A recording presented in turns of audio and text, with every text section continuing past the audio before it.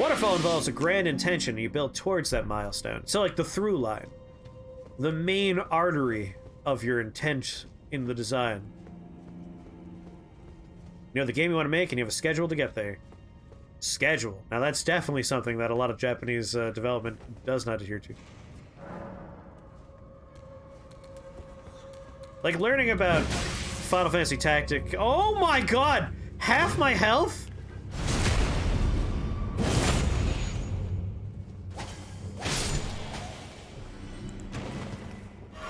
Good lord! Was that God's sword? Come on.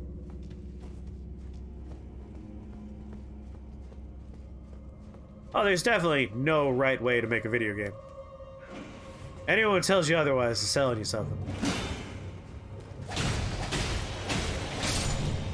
Whoa, you've been here since Kirby!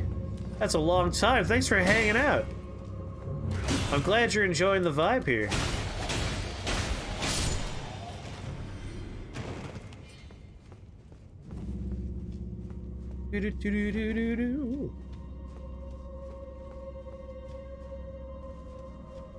Welcome to a stream where we have a good time and then randomly an intense conversation will break out. Today it's been about accessibility and game design apparently. Which is probably better. Often it devolves into eat the rich and Marxist screeds. Very productive conversations today. I guess we did dip into that one. That one just comes up enough that it might as well just be... I feel like we should probably make an emotes of Schrodingus that is him wearing a hammer and sickle hat or something. Not that communism isn't also a flawed system, but the joke. It's for the joke. How do I make eating the rich more accessible? I'm thinking...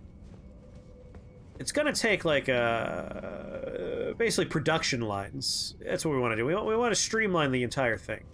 It's kind of like the movie Bad Taste, but instead of sending normal people up to space monsters to eat us, it's just taking the oligarchy and processing them for the poor. +1 to Agile. It's more fun than traditional timelines and work plans. Like, it really... both systems have a place, you know? When you have a very concise, clear plan, it means you could probably finish on a timeline without too much trouble. Like, you have goals, and you have an outline, and you just build around that till it's done. The more loosey-goosey way, you end up with, I think, more experimental and bold design choices in the end, which is something I generally like to espouse.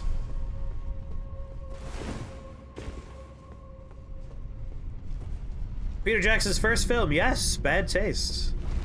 I think technically that might not be his first film, but it was his first, like, wide release, I believe. I'm trying to remember what his other thing was. But I'm pretty sure Bad Taste is before Meet the Feebles.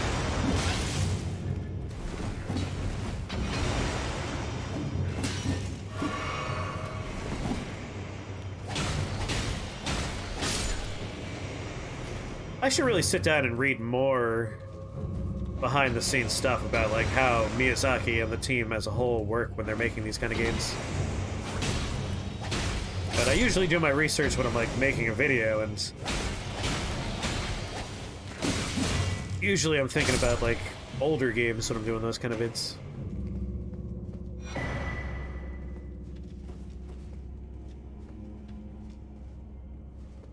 So what I like about the catacombs is I think of them as one very large dungeon spread out across the entire map. Like, the catacombs are catacombs. They have their own specific internal design philosophy. And I don't mean that as a video game design. I mean that, like, as an internal... In the fiction of this game world, it makes sense that the catacombs would look the same. Working in traditional timelines was stifling because you don't get the opportunity to explore. Yeah. Like, experimentation is important and fun, but not always necessary for making a product, you know?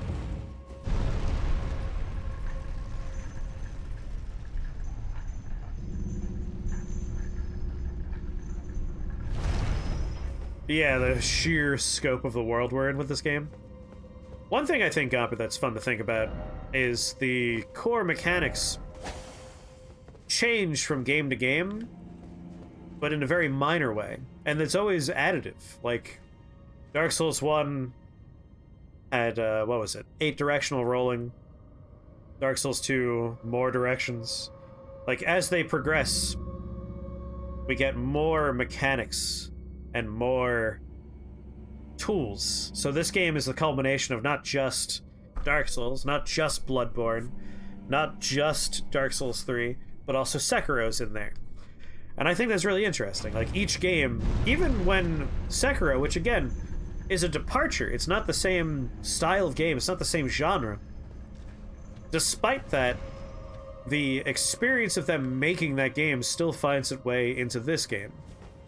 Like, their work is this fun building experience. It's cumulative. That's the word I'm looking for. Was it 4 directional? I thought it was 8 directional. I think it was 3 where omnidirectional happened. Yeah, each game is iteration. Iterative. I'm sorry, what? Oh, the jars. Little guys are still asleep, right? It's cumulative. Thank you. Ephemeris knows what's up. No, definitely not a week by week. Did he just use a potion on himself?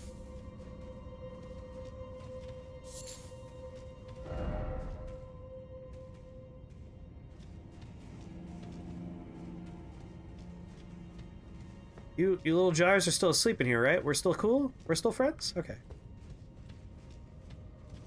But the result is seeing doesn't necessarily speak to development. Oh, sorry. Wait, what happened to Iron Core?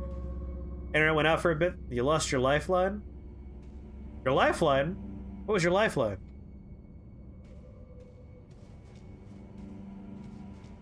Yeah, this definitely feels like the zenith of what they've been working towards, for sure. Of course, I hope it's not the case, and I hope that they surprise me with another game of this particular... Oh, boy!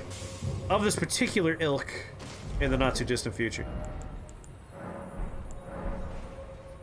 Although, I'm just gonna say it, I'm excited for their next game to not be a Souls-like, and instead be a...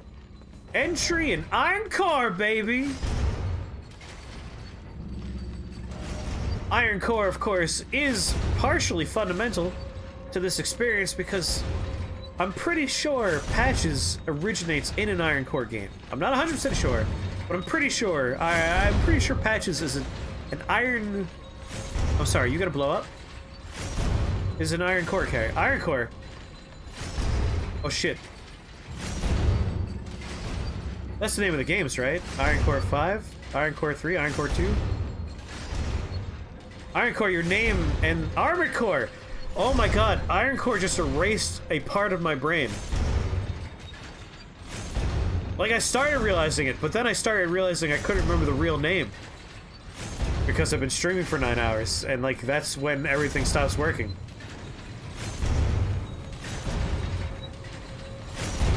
There's a cutoff point.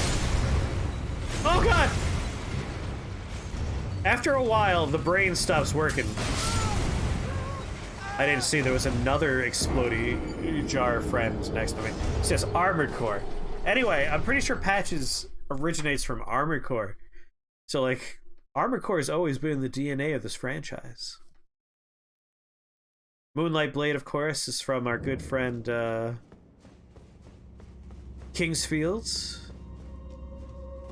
Which, of course, is the spiritual grandpappy for all of this. Like, FromSoft, like, despite the fact that they make different games and genres, they have, like, a weird little internal metaverse, almost, of their stuff. Which, again, I think is super cool. That kind of stuff makes me happy. I hope a gremlin falls. I hope a gremlin jumped after me. A little disappointed. Grandpappy, Kingsfield is like the Piltdown man. The genetic... It's the Akashic records of this game. Is Kingsfield's.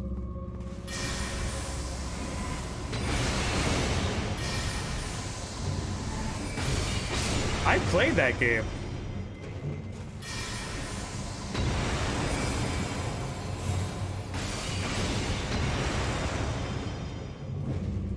Thanks, Ironcore. You took words out of my brain and replaced them with your name. How big is your goddamn ego that that's what you had to go and do to my brain?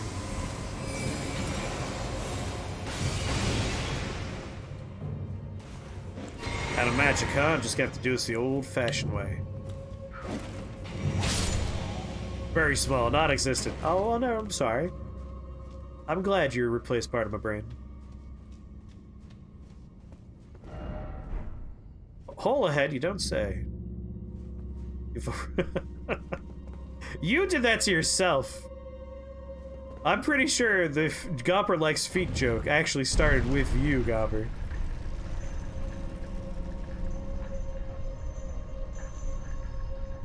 I've told you before, like, I play mage like a mage who gets both tired and frustrated with his own magic and immediately runs in with a sword afterwards. And yeah, I do like long-distance casts. Sniping is a very fun, functional way to use magic for sure. Alright, big guy. Let me show you... Show you the moon.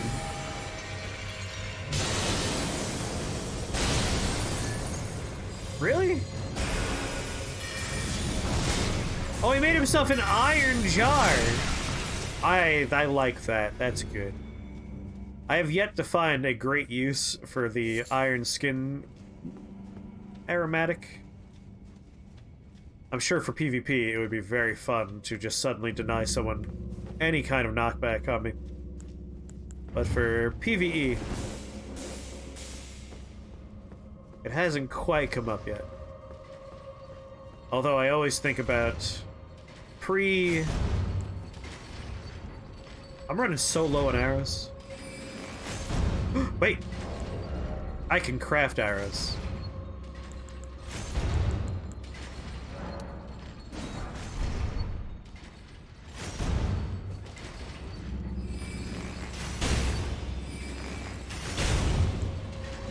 I mean, we talked about this, Gopper. The game has a sense of humor. And I think the jars are very much part of that sense of humor.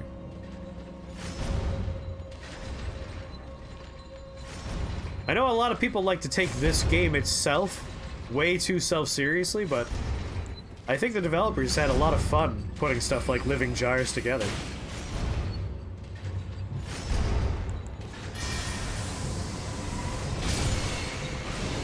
Oh, that worked. He got hit by this. Perfect. No complaints here.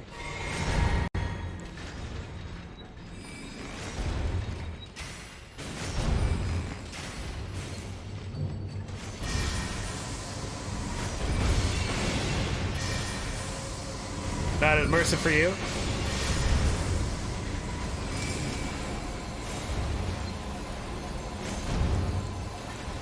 And cancel the cast. Yes, perfect.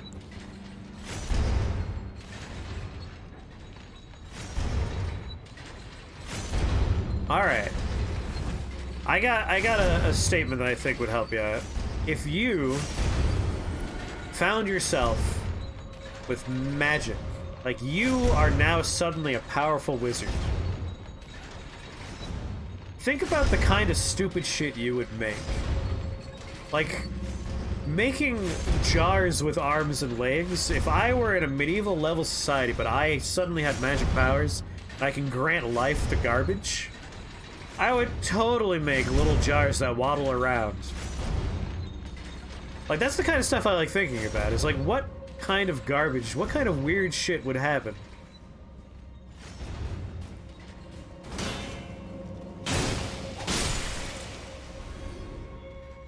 You get a game closer to Goat Simulator.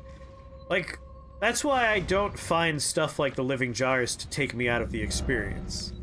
Because for me, it's like, Oh, of course. Obviously. Why not? Magician's Apprentice is guaranteed ending. Like, one thing that always disappointed me about Lord of the Rings and The Hobbit, from childhood to adulthood, is how boring magic was in that universe.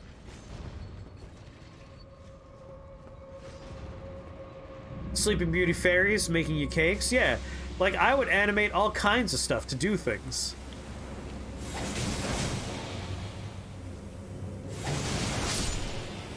Nothing makes me sadder than boring magic.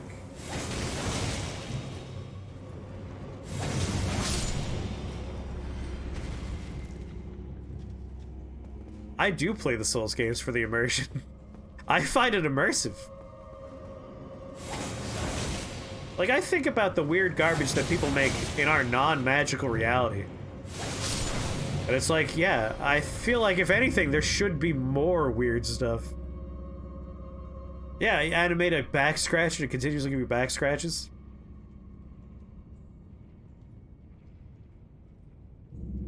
My problem is the most interesting world building was the first stage, which we only got to experience through a book written like a textbook. God, I hate the Similarian. If you like the Similarian, this is no judgment on you. But the Similarian is like the most exciting and interesting stuff presented in the literal most boring prose possible. It's amazing. It's amazing to me how boring he made the Similarian. Yeah, just read the wiki. But I agree with you, Gopper. Like, the most interesting world building was the first age, and all the interesting characters were in the third age. And that's the experience we got.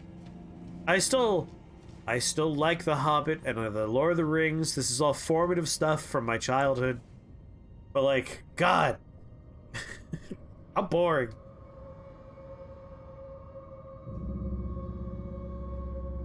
If I had real magic, I'd be gone. Probably never be seen again.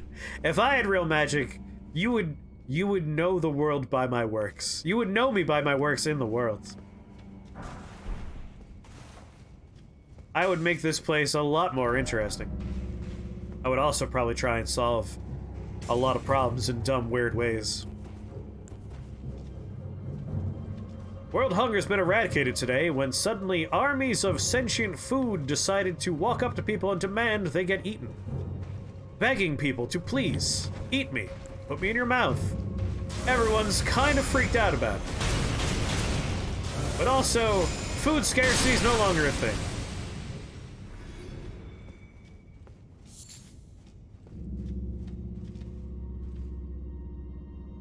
Sephiroth was right. You're immersed when you're not thinking about the game behind the gameplay. I'm very easy to immerse. Like, you can put most things in front of me. Like, I was able to be immersed in fucking NES games as a kid. Nowadays, I get too angry at the control schemes for older games and, like, the unfair and brutally awful difficulty of some of the earlier games in the NES era, but overall, I'm very easy to immerse. Magic is weird as a narrative feature because it's just a shortcut to a character's motivation. I don't think that's always the case.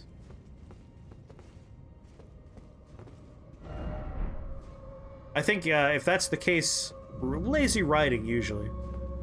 Not that there's a lot of great examples I can give. Again, I'm almost universally disappointed with how little magic is utilized in interesting and fun ways in fiction. Like, not even just from problem-solving standpoints, like, I'm just talking, like, world-building. Like, how many neat and interesting and bizarre things would happen with the way people have weird tastes and weird opinions and weird desires? Like, a book I really enjoyed growing up was, the Coldfire trilogy, which I have on my shelf next to me.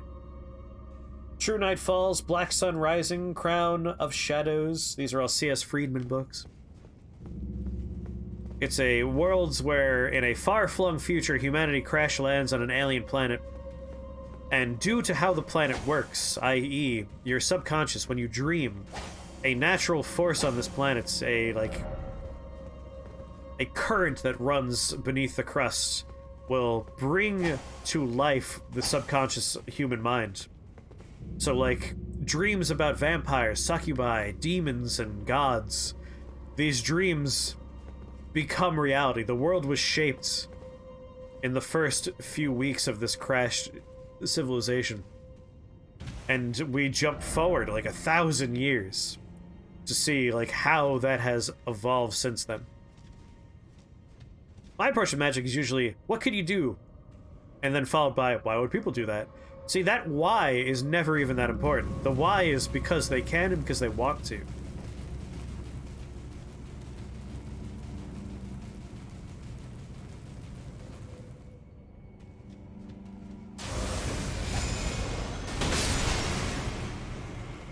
You're too bogged down by rules.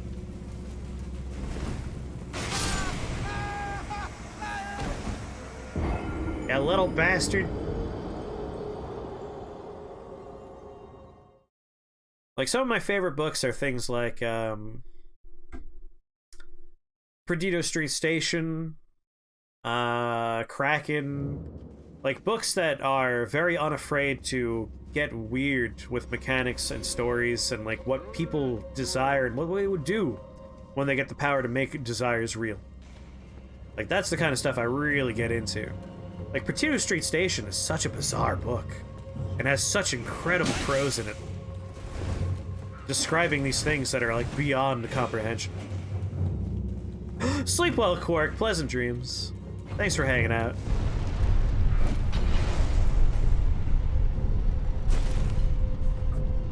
Oh, you little jerk.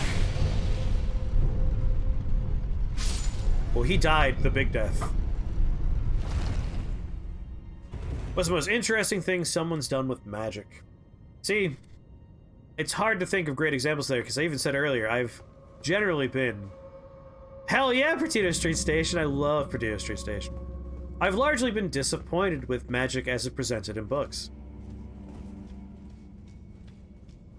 Because again, most authors look at magic less as a fun world-building tool and more as a... But if people have magic, they'll solve their problems with it. Which, of course, depends on the kind of story you're trying to tell.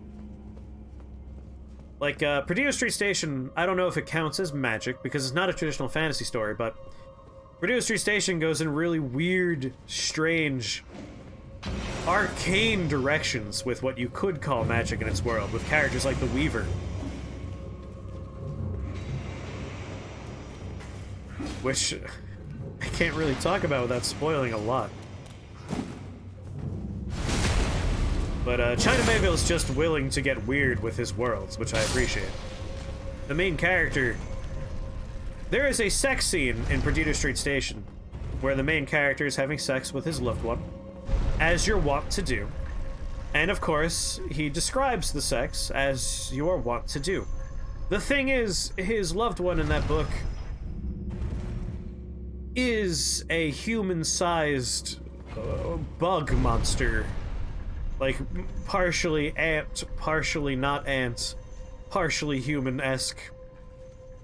And he's not afraid to, like, to world build in that direction, to describe what is pleasurable for a weird bug lady. Rubbing her most delicate little wings in a caress that requires trust. And of course we got my other favorite author, Jeff Vandermeer, who will describe a world where technology isn't quite a thing, but mushrooms are, and like all of the world's technological problems are overcome through creative cultivation of very strange and specific mushrooms. Like, these could be considered magic. Generally, they're not presented as magic, they're just presented as part of the world, which is fine by me. I think that's a sensible way to do it as well.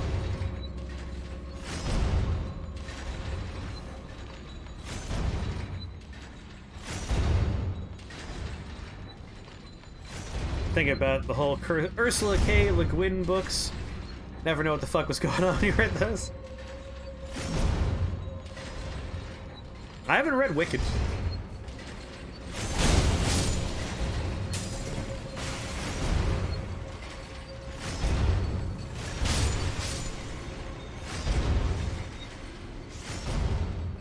Alright, you little bastards. We all done blowing up now?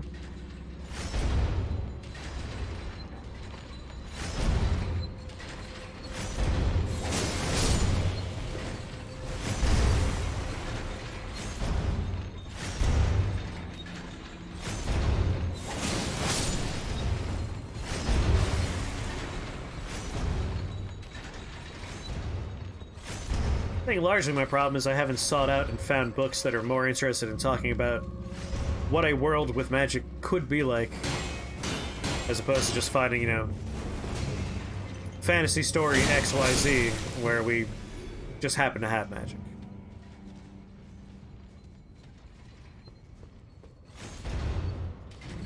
I like reading about, like, as alien an experience as I could possibly get is what I'm trying to drive at here. Which is why, again, some of my favorite books are Perdido Street Station, where I get to have someone take the time to think to themselves, how would this man have sex with this bug? It's like, thank you. That's real weird, and I'm glad I get to spend time in here. Like, and then beyond that, you have a character who's ostensibly human, interacting with a character who comes from a completely alien to him culture. And when that character talks about, like, yes, I lost my wings because I committed the most grave sin of my people. They took my wings away because I committed choice theft. The main character doesn't really question that until much later on in the storyline. And learning about choice theft is like a very emotionally taxing moment in that book for me. And learning what that truly means. Alien perspective writing skills, best writing skills. Again, Jeff Vandermeer, China Mayville, these are authors that I recommend if you are into weird fiction.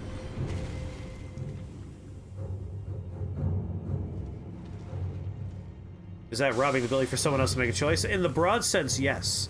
Like, in that character's culture, choice theft has a strong connotation, right? Like, the main character in the book was kind of dismissive because he's just like, whatever, this is a culture I don't understand.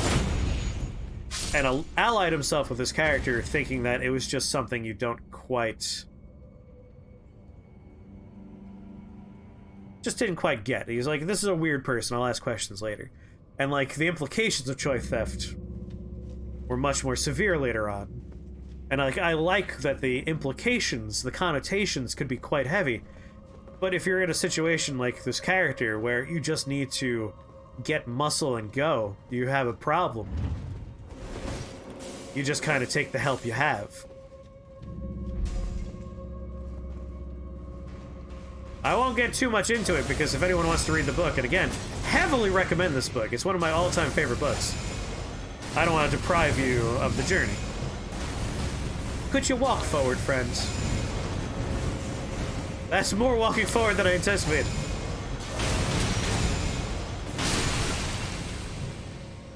Perdido Street Station. That's true, I gave you my old copy because I have my signed copy next to me. And if you like Perdido Street Station, please find and read City of Saints and Madmen by Jeff Vandermeer. It is a collection of shorter stories, a series of vignettes, really, that tell a story about a city called Ambergris in a bizarrely alien world. It is, of course, a allegory about colonialism, just to give you something to grab onto when you get in there. And it is a fucking trip. And then if you like that even a little bit, from there, he has other stories that take place in the timeline of the city. So after that, read Shriek and Afterward, and then after Shriek and Afterward, find Finch.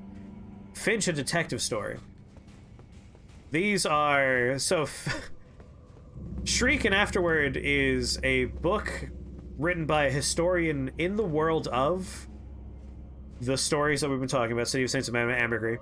So it follows, like, this writing of a historian, and then in the margins of that story, that person's brother, sister? I can't remember if it's a brother or sister, who's trying to find that historian. So it's like two overlapping narratives. See, what I'm trying to say, Gomper, is I'm not really looking to use magic to solve problems. I'm always just disappointed that magic's not just more of a fun world-building feature. Magic's always treated as a tool and less as a force that everyone might be able to do fun and interesting things with.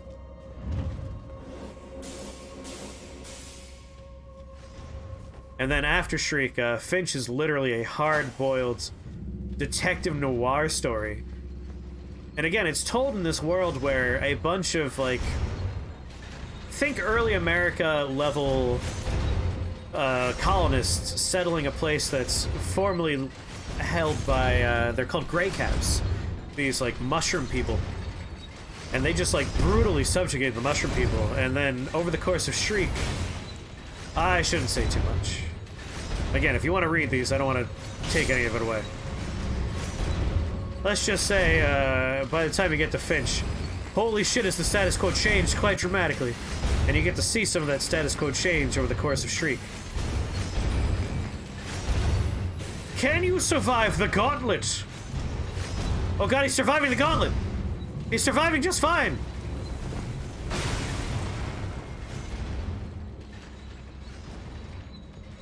Yeah, magic is like an oppressive force, something they have to rail against. Accession is one of your favorites, mostly due to the style of the AI is talking, being very inventive, but smooth, and partially because it reminds you strongly of some ancient IRC channels. That sounds really good. That sounds like something I need to check out. For my, like, sci-fi fix, I usually tune to Neil Stephenson, because he's really good at, like, contemporary sci-fi.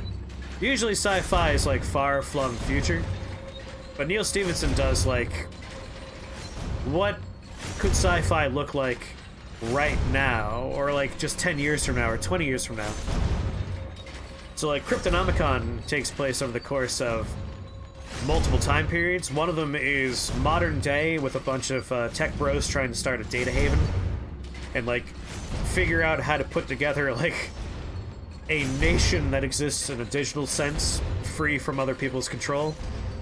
But that is deeply tied to a story that takes place during World War II and the absconding with of Nazi golds. And how those storylines, like, intertwine is such a crazy and interesting part of that story. But where I think Neil Stephenson really shines is he does a series of stories that are actually partially about game design. Read Me, but misspelled, is, like, the first one in that. And that follows, like, Chinese gold farmers, a terrorist cell of ISIS, and people putting together a MMO that uses, like, procedural world generation to, like, make the entire world function without any, like, hands-on changing, just internal frictions in the game world generating its own, like, drive and narrative. I'm doing a terrible job explaining this. Diamond Age! I love Diamond Age. Of course, my favorite book of his is everyone's favorite book, because I'm a basic bitch, and that, of course, is Snow Crash. Fucking love Snow Crash, but Diamond Age is great. Near sci-fi is questions like, so how the fuck do humans not die away from Earth? So that's not what he's writing. Cryptonomicon, right? For the furniture, yes! Cryptonomicon was the first book I read by him, and it blew my mind. Like, it blew me away. There's only 3 books of his that I'm not even gonna say I don't like. I'm going to say that I find hard to get into, and that is his Baroque cycle. His story about the Philosopher's Society, the Philosopher's Guild. Sleep well, pleasant dreams. Those books are, like, hard for me to get into, and I think it might be because each of those 3 books is, like, 2,000 pages long. Your sister loves the Baroque cycle? I love the characters in there. Like, the vagabond who is riddled with syphilis is such a great character. You failed in your first attempt? I have to try again, I really do. You've been trying to get hardcovers for those books? I have a couple of hardcovers.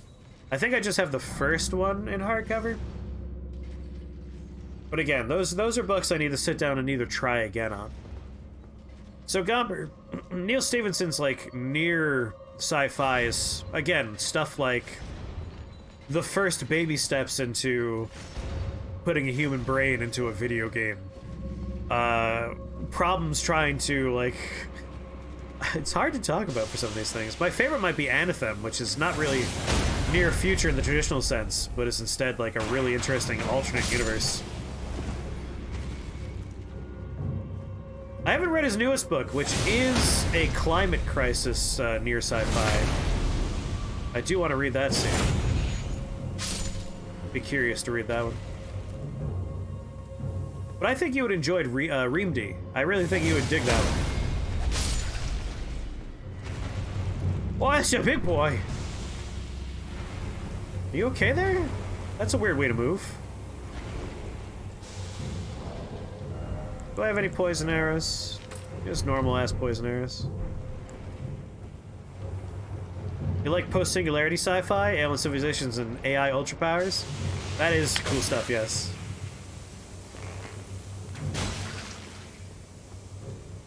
I don't think I want to take the time to build up your poison meter.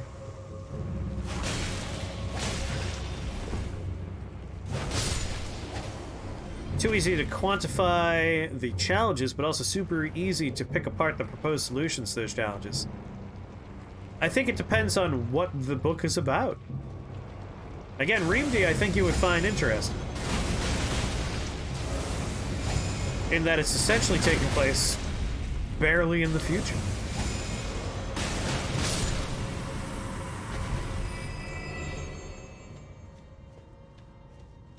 It was really fun just having Chinese gold farmers play a part in a story I was reading. It's just like, oh, weird. I didn't expect Chinese gold farmers to show up.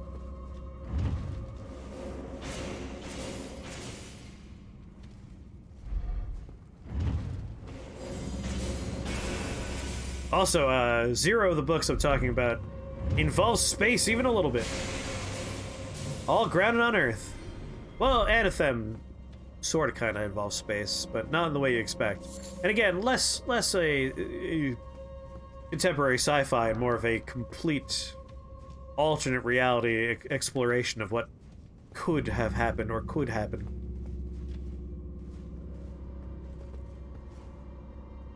Really hard to talk about some of these books without completely spoiling everything about them. Am I back down here? I still haven't found that lever! Jesus God, where's the way out?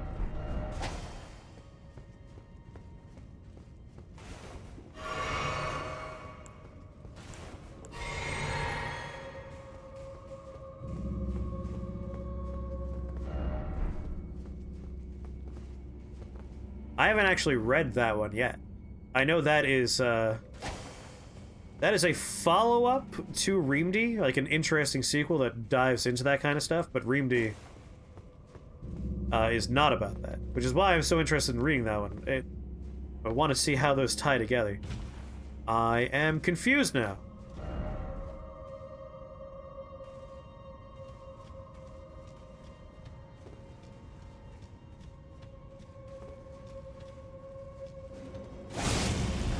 Oh, you liked Ready Player One. I wasn't that into Ready Player One. That wasn't really a book for me. That'd be really funny if they just put the lever next to an elevator to trick me into doing that. Mother, God damn it, of course. You. Oh, you watched the movie, didn't read the book. The movie fixed a few things I didn't like about the book. But still wasn't that big a fan.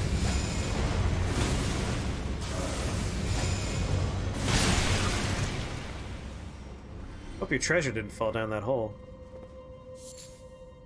Oh. Down the hole is not a bad place. I can go down the hole. I can't believe this entire time it was right here. Ooh. I hear your footsteps. Are all the pots mad at you except for the ones in the village? There are a few that aren't aggro in this game, but the pot village is like the friendly pot land. Did I see Valerian in the City of Stars? Of course. That was a messy movie. I have a lot to say on the pacing of that movie and the structure of that movie. There was an entire plot in that movie that did not need to be in that movie. See, these guys are alright. Canada, friendly potland. We got a few friendly folks here, a few friendly pots.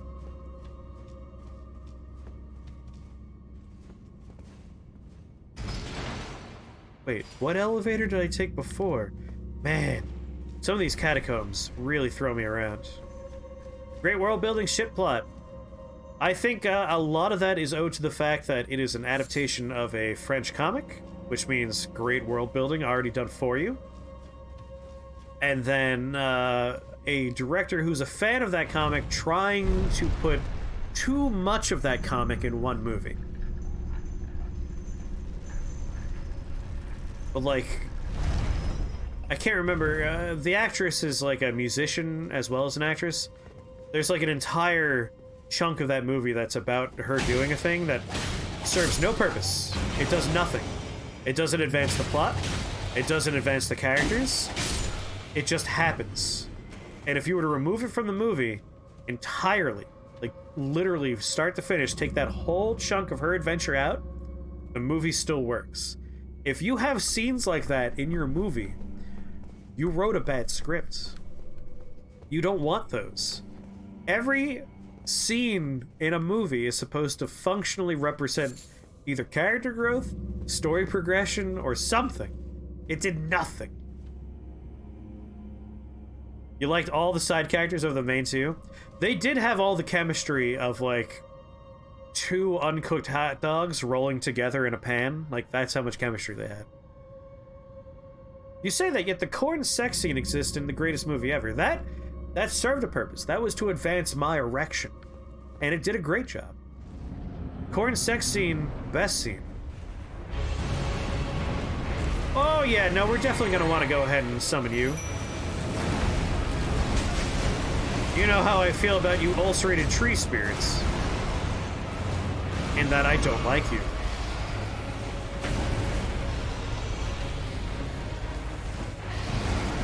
You hugely approve of the attempt, you love the production. See, as long as you have fun, that's all that matters. Like, I thought I had a good time just kind of existing in the space, but when I think about it structurally, that movie makes me angry. Because it's a bad example, it's a good example of how to poorly structure a movie. But that doesn't matter, like, I enjoy bad movies all the time. Like, as long as you have fun, that's the important part. Beam! Gloveworts, Pickers, Bell Bearing 2. Like, there are a lot of movies that I just sit down and I exist in the world with. And I don't necessarily think they're good movies, it's just like, I find this pleasant. It's fun to exist in this world. And a death room. I like to bully the bosses. They had it coming. Rihanna, thank you. Rihanna's little, like, side adventure served no purpose in that movie.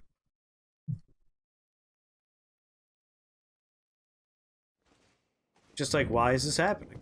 This has advanced nothing. I've learned nothing about any characters. No one's grown through this scene. You were thankful that Tantrum was in there? Usually when someone says that, the follow-up is, it gave me a chance to go to the bathroom. Without missing anything. And again, none of this is like, if you liked it, you're wrong. Definitely never that. Ah, because you weren't spending time with the two shitheads. Understandable. In 2 more levels, I could unequip my thing that's giving me +5 intelligence. And use a better amulet for that slot.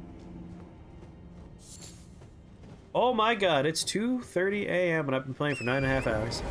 Well, I'm gonna go for another half an hour and then I'll probably call it. I'm me. Question away.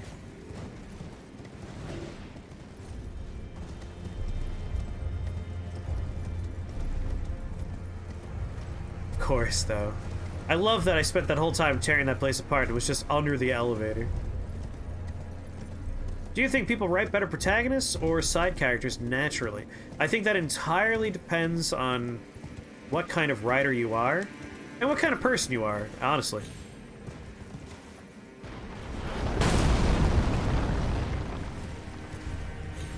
I think people that have a strong sense of, like, empathy for the other people in their lives write really good side characters, but sometimes struggle with the protagonists.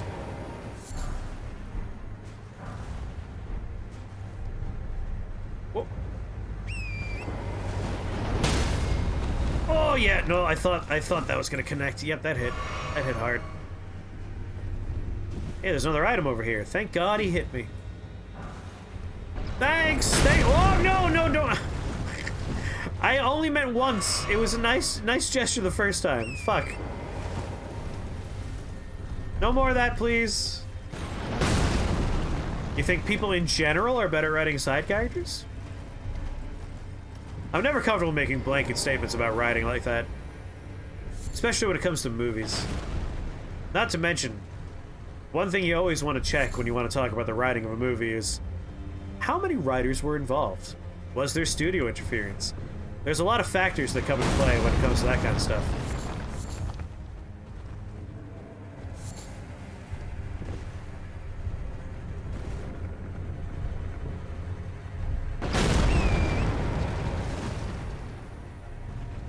Ephemeris, let me just tell you, one of my least favorite movies of all time is, in fact, Avatar. I despise that movie. Like, as a tech demo, I think it did a fine job. As a movie, I felt that it had nothing to say whatsoever. Like, I've already seen Dances with Wolves. I've already seen Pocahontas. I've seen so many white savior movies that have done a better job of telling the same story that I just felt like I was having a cool sci-fi setting wasted in front of me. I deplore that movie. I don't think it's a great story at all, Gomper. I just think they did a better job. Typically, I'm not a huge fan of what boils down to, and so the noble savage was saved by the ingenuity of the white man. It's like, holy shit, that's the story we're telling here?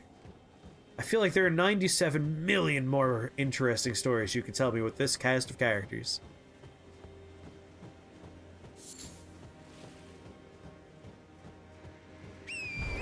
Yeah, but what if we made it like, instead of it's like, you know, just like people on Earth, what if like, and hear me out, what if they were aliens instead? Like, cool, so the same exact story, except now there's horses with 6 legs instead of 4, okay. Cool. And they have sex with their hair that they plug into the animals they ride. So they're having sex with the animals? No, it's different when they put it in the animals. What if we... I'm sorry, Femmers, I hate to be the one to tell you this. That sentence should actually say, what if we made 4 sequels where they do it all again? The proposed vision for Avatar is a 5-movie saga. Yeah. Yeah, frowny face more. The next 2 movies are being filmed back to back, is my understanding. Alright, we're gonna send a moon their way. And then an arrow.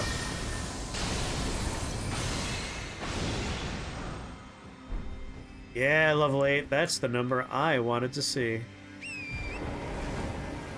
Like, Avatar is such a creatively bankrupt movie. Maybe DVD extras where the peon animators get to show us something fun. That'd be nice. At least with the sequels, the main plot, just by virtue of being a sequel, has to be something other, right? It can't just be... And again, I love saying the real terms they use in this movie. It can't just be that unobtainium is a thing a corporation wants anymore, right? Like, something else has to happen. Maybe they'll have an interesting plot this time. I don't know. Probably not. I feel like James Cameron, at this point, is a better tech director than anything else. You'd think that, but you'd be wrong. I've been wrong before. I often try to do the benefit of the doubt. And I'm always burned.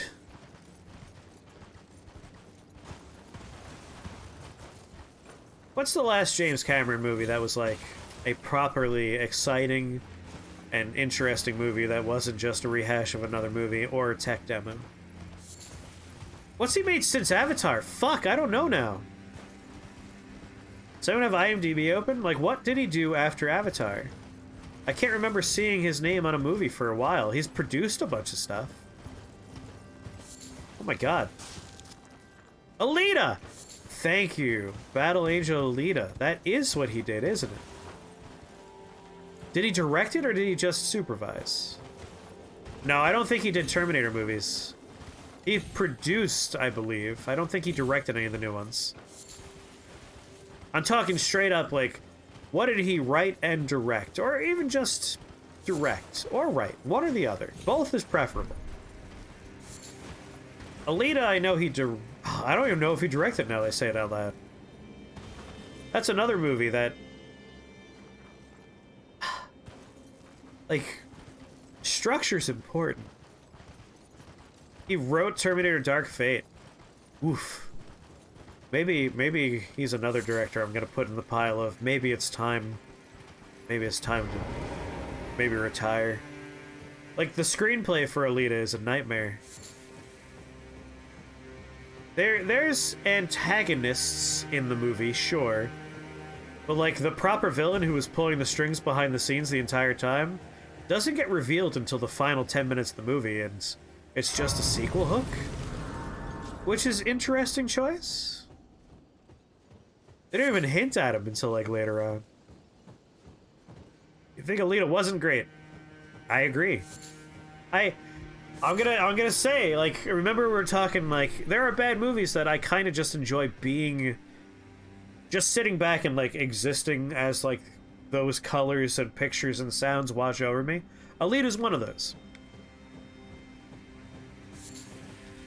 How closely, yeah. Like, when you try to adapt something like a manga with 1 million volumes, you have to make some pretty hard choices, and I don't think they were willing to make those choices.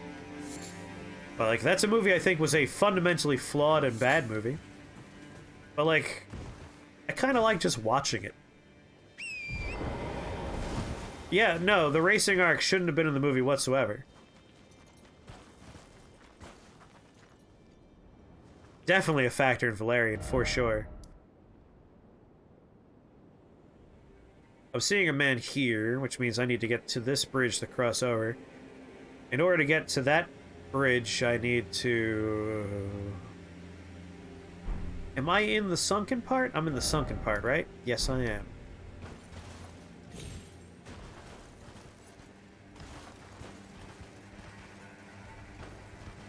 It tried to, like, interweave 3 parts, yeah. You thought the first half? The first half of the movie was good because that was, like, the introductory arc for the characters. So adapting that was pretty easy. I imagine that was the easy, adaptation moments. And it definitely is the best part of the movie. There are a few, like, world-building moments in that took me out of the movie. One crucial one that I thought was very funny, and I'll never not be able to laugh at it, is when they're in the bar, and the fight breaks out, and the dude smashes the floor, and they fall, like, 300 stories into a dark pit. That's not how things are built. Foundations are what floors... Like, you don't just have a pit that goes all the way down into hell under your fucking bar. Like, what if the maximum capacity gets exceeded? Everybody dies? What the fuck? God, no. That's just...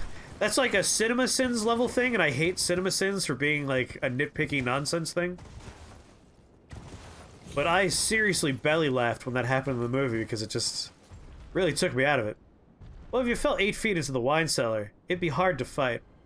Yeah, like, I know fundamentally the point was to separate the characters into a place where they could fight. But that wasn't 8 feet into a wine cellar. That was like a 60-foot fall. Like, they were looking up into a goddamn, like, shaft. Like, that's not what a floor is built over. Jesus. You could have had that fight happen elsewhere and they fall into like a deep sewer or something. But under the bar? Good lord. I don't know why that took me out as hard as it did. Normally, like, magical realism's I'm all about that. I can ignore the most outrageous things. But something about that just really made me laugh. It's like, who would okay this building? Jesus, this is unsafe. Are you a friendly guy? Are you not gonna attack me? Are we chill? I have a policy. I try not to attack things that aren't aggressive. Whoop, nope, he's picking up his big old stick.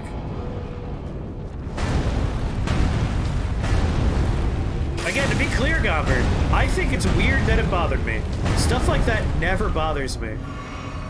But like for that one scene, I was just tickled. It was so funny to me for some reason. And I think it's because it was a bar with like 35 people in it. And it's like, that would have happened by mistake by now. Like, these are all rough and tumble bounty hunter types. A bar brawl probably would have brought this fucking floor out already. Yeah, it is a sign the movie's not good, and it was not a very good movie. Generally speaking, if a movie's really good, flaws like that just, they don't faze you.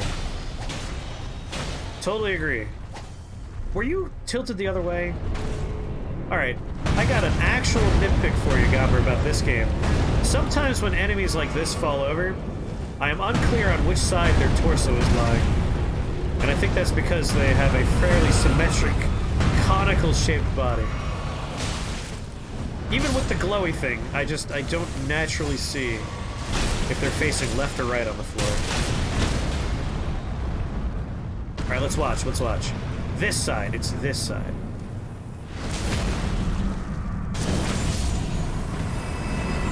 See, I disagree with that. I don't think every enemy is a massive pile of crust. Most enemies I find pretty intuitive and fun to engage. These guys, there's one crusty element, and that's it's so big, and if I'm doing melee, I'm so close that when it falls over, I think I understand what direction it's facing, and I'm rolling a dice. It's a 50-50 if I'm right.